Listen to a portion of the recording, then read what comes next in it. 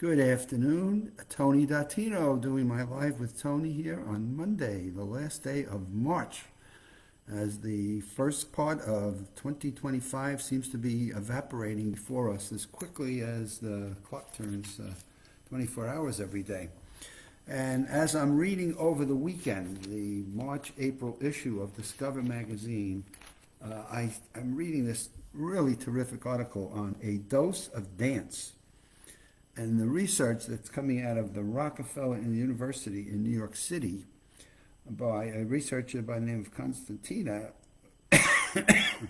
and was a flamenco dancer, if I'm getting, and a flamenco dancer, helped to develop an approach for deciphering and displaying dance movements on brain scans.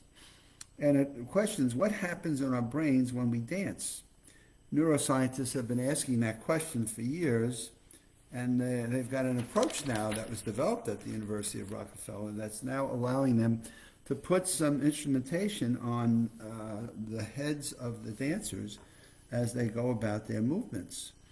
It's a mobile scanning method that tracks the brain activity with a minimal of disturbance due to their movements. So I had to work out issues from sweating and the movements and the low nodes getting knocked off. But now they've developed a scanning method that tracks their activity with a minimal disturbance because of the movement, obviously, of dancing. So, wow. And what they've been able to discover, a more accurate method for doing scanning. And this could support the breakthroughs in what scientists have been looking at. Well, what are the benefits to our memories, our cognitive function, our holistic view of the brain as we go about dance? And I just think it was a fascinating article. We do have a family member who is a dancer, and we actually spent some time talking with her yesterday about her thoughts when she's dancing and the movements and the structure and what it does for her memory and for her focus and her creativity. It's a fascinating conversation to talk to a family member who's actually been a dancer for God knows how many years, and what its impact has been to her life and her studies and at the University of Virginia and things. So it's a form of therapy that people are finding can be very successful. Now, stop and think about that. Why would dancing be a good therapy for people who are struggling with different mental challenges in their life or anxieties or things? And what it really does is it combines thinking and physical movements together. Now you say, well, geez, you're thinking that. I've read a number of articles on why ballroom dancing is so popular. A tango or a salsa or some of the movements you see on Dancing with the Stars. And it obviously requires people to be using their thinking brain, okay? What thoughts do I have to have? And then we get into the cortex and think about the words, the movement, the big picture of what I'm actually trying to do when I'm moving about dancing. And so there's different elements of the brain that have to come back that require the structure and the discipline of thought, the analysis of a dance movement, and to be able to follow the structure and the rigidity of it, or also the creativity. If I'm doing a freestyle of dance, as I do when I go to dance, I'm not following any structure. It's just, hey, get out there and move the body and have your head move what? Your movements, your motor skills. So now we're engaging not only the physical activity of what parts of the body do I want to move, but now I'm moving, so I've got motor skills that are engaged. And so this is talking about the combination of your thinking of what movements do I want to have my body move and the physical together in an integration. So in the article, it goes on to say that as a whole brain effect, it doesn't only infect the cerebellum, but it also has the motor areas and parts of the brain that perceive sensory information that also control cognition, emotion, rhythm, creativity, and sociality. Whoa! So we talk about the 6 key factors for long-term health in our online course, and the 6 key factors of long-term cognitive function and brain health. And here we come along to dance, and what do we have? sensory information, we control the cognition, we have an emotion attached, we have a rhythm and a creativity, and the element of being sociable. Wow. And scientists suspect that the coordination of these parts of the brain has a synergistic effect that gives us a feel-good feeling. So we feel good about it all. I mean, if I think of this as when we go on cruise ships, and we go on a cruise ship, we get out on the dance floor and we dance, and it's like, does anybody worry about what they look like when they're dancing on a cruise ship? I've never found that problem. I certainly don't. I just get out there and shake it, move it, and it's just a lot of fun, and it's enjoyable. And you're out with other people, and the music is invigorating, and it's just a happy experience. So here they go on. It says it's a complex combination in the brain, and it offers the social, the rhythm, and the creativity all in the one setting. So you get a multiplying effect here of integrating this. Now it says, dance changes the structure of the brain, strengthening connections between various brain regions. So how's that work? It's almost like interconnecting highways. You think about different regions of the United States and the highways that connect.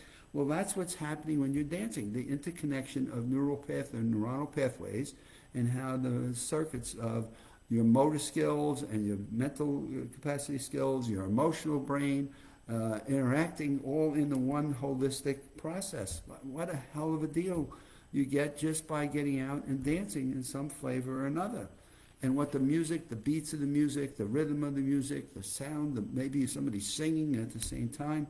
Wow, what's going on with our motor skills and our body's movements, as well as the cortex, our thinking, and then our emotional brain? What an integration of factors. Studies have shown, I'll read a little bit more in the article here, studies have shown that experienced ballet and contemporary dancers have a strong memory for complex sequences. Obviously, they have to have a good memory if they're going to remember the sequences.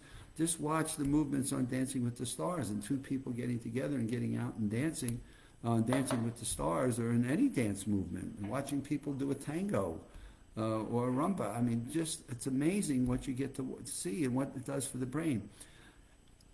It talks about complex motions, while an expert hip-hop dancer has the talent for rotating images in their minds. So now we're talking hip-hop. It's like, whoa, does it miss out on anything here? Dancers also possess a more accurate sense of the positioning of their body and their body parts, as reported in a study at Scientific Reports. So what an integration of all parts. And then if we just kind of look at this whole thing and we kind of wrap it up, it talks about learning to dance in sequences improves our memory and the attention of time, and it decreases the risk of dementia and strengthens motor skills in people with Parkinson's. So they're suggesting here in this study in the current issue of Discover magazine.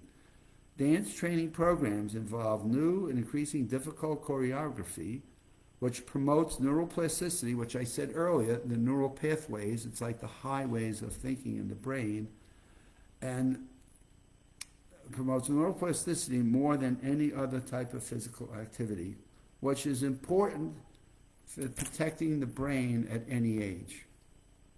And so the next time you decide you want to get up and listen to some music on either TV or radio, or playing a song that somebody's singing, and you just have that urge to get up and swing and just move about a little bit, go for it. As this article is suggesting,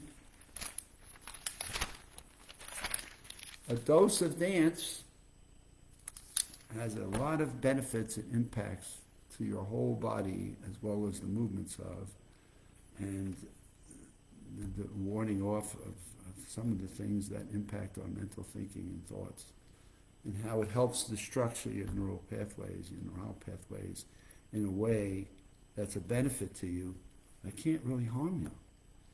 And so find yourself a dance partner, and just find somebody that you can enjoy listening to music with, and see how it works. And send me a note. Let me know how it works for you. I just found this, reading this over the weekend, I just found this fascinating that they're doing studies on this, and as I read the study and read the results of it, I said to my love in life, I said, God, we could have wrote this article. This is what we've always found as benefits when we've been out dancing or been on cruise ships, and we just get into the music and we get out on the floor, and I'm not worried about what my body or what my movements look like. I just go with the flow of the music and just kind of wiggle around however it works.